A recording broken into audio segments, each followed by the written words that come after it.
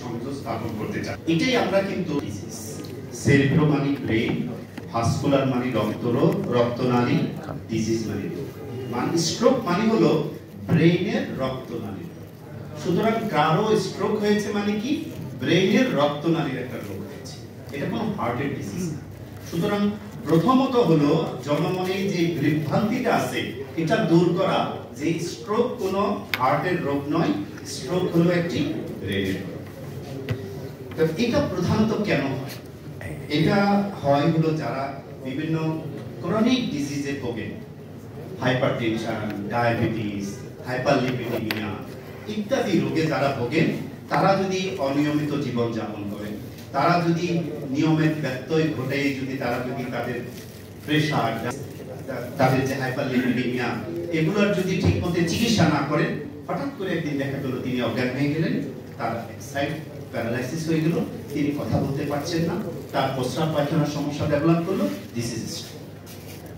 সুতরাং আমরা আমাদের মধ্যে যারা প্রেশারের রোগী, ডায়াবেটিসের রোগী, কিংবা যারা হাইপারলিপিডিমিয়া মানে ওবেসিটি মানে এক্সেসিভ ওয়েট গেইন করেছেন, এইসব মানুষ যদি জীবন আচরণের মধ্যে যত্নশীল হতে না পারে, তাহলে তাকে স্ট্রোকের মতো একটা আমি বলবো যে অত্যন্ত দুর্ভাগ্যজনক রোগের শিকার হতে। জীবনাচরণটা কি ধরনের জীবনাচরণ মেনটেন করলে একজন স্ট্রোক রোগী ভালো থাকতে পারে? সেটা হলো যে প্রথম কথা হলো তার যে রোগটা, সেই রোগটার জন্য প্রয়োজনীয় ঔষধপত্র, প্রয়োজনীয় নিয়ম কানুন, সেগুলো তাকে স্ট্রিক্টলি মেনটেন। আমাদের অভিজ্ঞতায় আমরা দেখেছি কোন একটা স্ট্রোকের রোগী যদি পর পর কয়েকদিন ওষুধ খাওয়া বন্ধ রাখে, নিশ্চিতভাবে তার স্ট্রোক।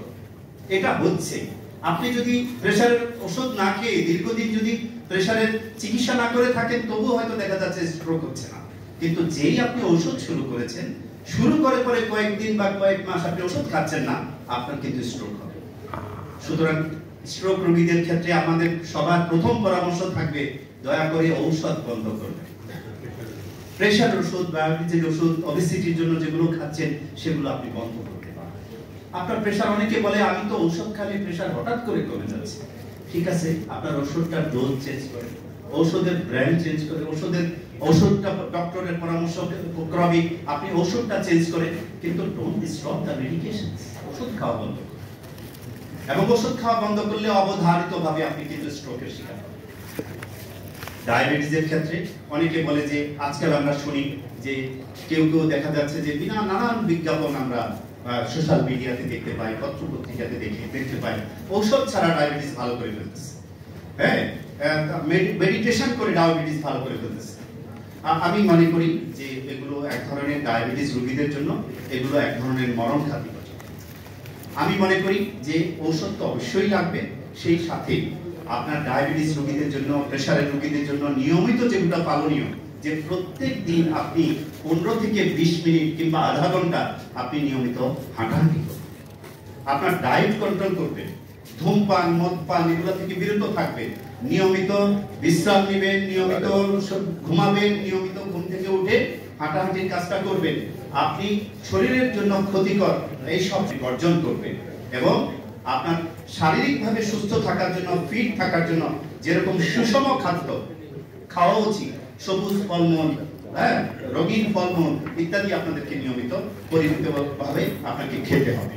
এই যে জীবনাচরণ, এটি যদি আমরা সুষ্ঠুভাবে করতে না পারি, আমরা স্ট্রোকের ঝুঁকির মধ্যে কিন্তু থাকবো। হঠাৎ করে আমাদের ফ্যামিলি সিনারিও দেখা গেল বাবা কিংবা দাদা দাদি কিংবা নানা নানি, আমরা দেখলাম যে খাওয়া দাওয়া করে তিনি শুয়েছেন, হঠাৎ করে একটা চিৎকার দিলেন, চিৎকার শুনে আমরা দৌড়াই গেলাম, কিংবা দেখা গেল যে তার এক সাইড উনি নামতে পারছেন। এই লক্ষণটা হলো কিন্তু স্ট্রোক। এরকম লক্ষণ দেখলে আমরা কি বুঝবো? আমাদের সেই আত্মীয়ের একটা স্ট্রোক হয়ে গেছে, ব্রেইনে তার রক্তনালীর একটা রোগ হয়ে গেছে। এগুলো হলো ব্রেইনের রক্তনালীর রোগের প্রথম উপসর্গ। এরকম হলে আমরা কি করব? তাৎক্ষণিক আমরা আমাদের আত্মীয়কে কোনো না কোনো হাসপাতালে ভর্তি করার চেষ্টা করি। সেখানে ভর্তি হলে সেখানে প্রাথমিক কি ইনভেস্টিগেশন আমরা করি? একটা সিটি স্ক্যান অফ ব্রেইন। এরকম সিটি স্ক্যান ফ্যাসিলিটিস আছে, এই ধরনের হসপিটালে আমরা তাকে নিয়ে যাওয়ার চেষ্টা করি। সেখানে যখনই একটা সিটি স্ক্যান অফ ব্রেইন হবে, আমরা বুঝতে পারবো, ডাক্তাররা বুঝতে পারবে যে তার একটা স্ট্রোক হয়েছে, ব্রেইনে তার রক্তনালীর একটা রোগ হয়েছে। এমনকি আমরা Dhaka medical college, neuro science বা Bangabandhu medical, Bangladesh medical university, এসব জায়গায় যেখানে স্ট্রোকের অত্যাধুনিক চিকিৎসা আছে, আমরা যদি সেই সব জায়গায় যদি নিয়ে যেতে পারি, তাৎক্ষণিকভাবে স্ট্রোক ম্যানেজমেন্টের যে চিকিৎসা, আমার আত্মীয় কিন্তু সেই চিকিৎসা পাওয়া যায়। আমরা কোথায় নিয়ে গেলাম, কি চিকিৎসার মুখোমুখি করলাম, এইটার উপরেও কিন্তু নির্ভর করে আমার রোগী কি ধরনের সেবা পায়।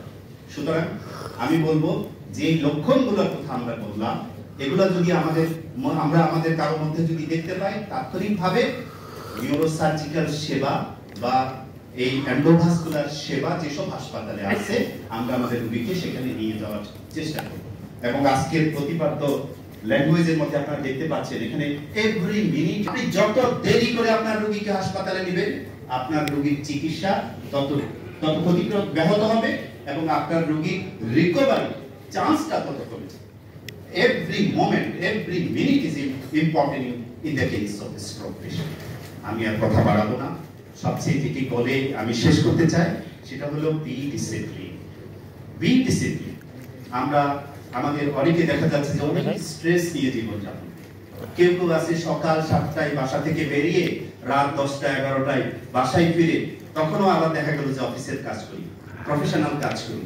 আমরা আমাদের নিজেদের শরীরের যত্ন করি না, ঠিক সময়ে আমরা আমাদের ঘুমাতে যাই না, ঠিক সময়ে আমরা ঘুম থেকে ওঠার প্র্যাকটিস করি না, আমরা যেসব খাদ্যাভ্যাসের মধ্যে নিজেদেরকে জড়িয়ে ফেলেছি সেগুলো বদল করতে পারছি না। আমরা দেখা গেল যে যা আমাদের খাওয়া অনুচিত তাই খেয়ে যাচ্ছি, যা আমাদের খাওয়া অনুচিত তা আমরা কোনোভাবে বন্ধ করতে পারছি না, আনা দরকার সেগুলো আমরা খাচ্ছি।